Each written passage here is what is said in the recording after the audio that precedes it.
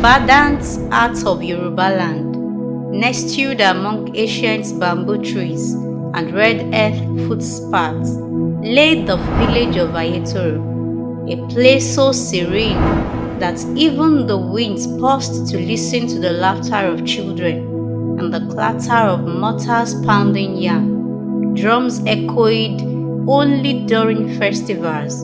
Elders' words were law, and peace sat like a calabash on still water. But not all was well. Gbenga, son of Adewale the blacksmith, had a voice like thunder and a tongue like sharpened steel, a tall man with hawk-like eyes and a frown that called like the horns of an angry ram. Gbenga was known not for his strength, but for his unrelenting, unstoppable talking. No one escaped his words. Children, goats, elders, not even the gods. He lived with his wife, Bisi, a woman as gentle as rain on dry leaves. Her skin glowed like polished ebony, and her eyes carried the quiet strength of rivers. Every market day, she sold her palm oil and cassava in silence, greeting each buyer and a graceful bow and an easy smile. But back home, her silence was like a shield against the storm of Gbenga's voice. From dawn to dusk, Gbenga found fault in all things. Who taught you to sweep the compound like that? Even a blind man would do better. Did you greet Baba Olumo today? Or did you forget because you were busy gossiping with Akin again? This yam is watery. What? Do you cook with river spirits? At first, the villagers laughed. Then they pitied. Finally, they avoided. Children mimicked Gbenga's voice with sticks and stones. Elders stopped inviting him to the hobby for moonlight tales. Even the dogs barked less when he walked past. But Gbenga never noticed.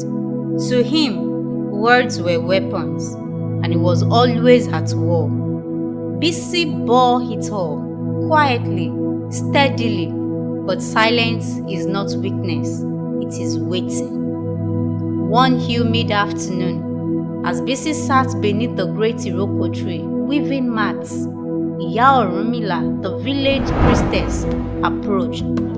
Her skin was wrinkled like dry bark, but her eyes burned with ageless knowing.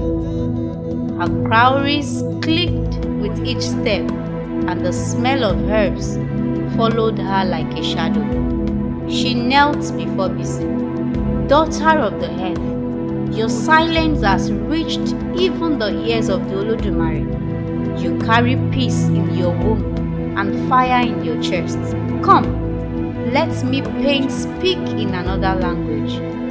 Inside Iya Orunmila dim shrine, lit only by palm oil lamps and the glow of burning incense, the old woman reached into a calabash and pulled out a small god sealed with black thread. This, she said, is the powder of palava, a gift from the realm where words are born. When your spirit is ready, mix 3 pitches into the stew. But remember, not to punish, but to reflect. Let silence be the mirror he fears to look into. Bisi bowed low and left without a word. That night, Gbenga returned from the village square in full fury. Who told today to beat the talking drum like that? It's not a funeral. And where is my food? Or have you sold my appetite in the market too? Bisi, serene as ever, placed before him a steaming bowl of ofeata with soft inyo. Her hands, graceful as birds, stirred in the powder of palava. She smiled and set her cross before him. Gbenga, too distracted to notice anything strange, took one great swallow, then stopped.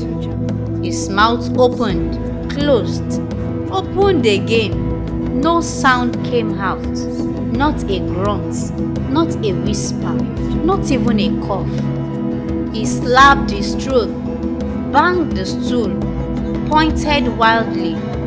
But Bisi, her heart pounding yet calm-faced, simply rose, hummed a lullaby, and washed the calabash. The days that followed became a lesson, not just for Gbenga, but for the whole Ayetoro. Gbenga tried to communicate. He drew symbols on the sand, gestured frantically, tapped out rhythms, but it was useless. His voice was gone, and with it, his grip on the world. No one mocked him. No one helped him either. The village had grown weary. At the hobby, the elders whispered, "Perhaps the gods have claimed his voice for all the words he drowned." At the stream, the women murmured, "Maybe now, Bisi can breathe again." At the shrine, Iya Orunmila whispered to her beads, "He is listening to silence. Let him hear deeply." On the seventh day, Gbenga wandered to the village well and sat there, watching the reflections of the clouds. He saw children play without fear. He saw Bisi laugh with her kid, not in flirtation, but in freedom. He saw the village at peace. And for the first time, he saw himself, not as the powerful man he imagined, but as a storm that had passed and left broken trees in its wake. When Bisi approached with a bowl of egusi and pounded yam, he did not eat. He dropped to his knees, took a twig, and in the red dust wrote, "Forgive me, I have heard my own silence." Tears filled Bisi's eyes, not from pain, but from relief. She fed him the final spoon with the last pinch of the powder, and as he swallowed, a breeze stirred. Gbenga opened his mouth, and his voice returned. But it was different. No longer thunder, no longer blade. Now it was a song, soft, measured, and meaningful. From that day onward, Gbenga spoke only when needed, and when he did, even the trees seemed to listen. He taught boys how to carve, told stories at moonlight, praised his wife in front of strangers, and helped rebuild what his words had once torn down. Ayetoro changed, not because of silence, but because a man learned to hear his own noise. And Bisi, she remained a quiet river, deep, constant, and ever nurturing. Only now she had a companion who understood the rhythm of her waves. The tongue is the drummer of the soul, but even the loudest drum must learn to purse, lest it beats itself into silence. Grateful hearts for watching. Kindly likes, comments, and subscribe.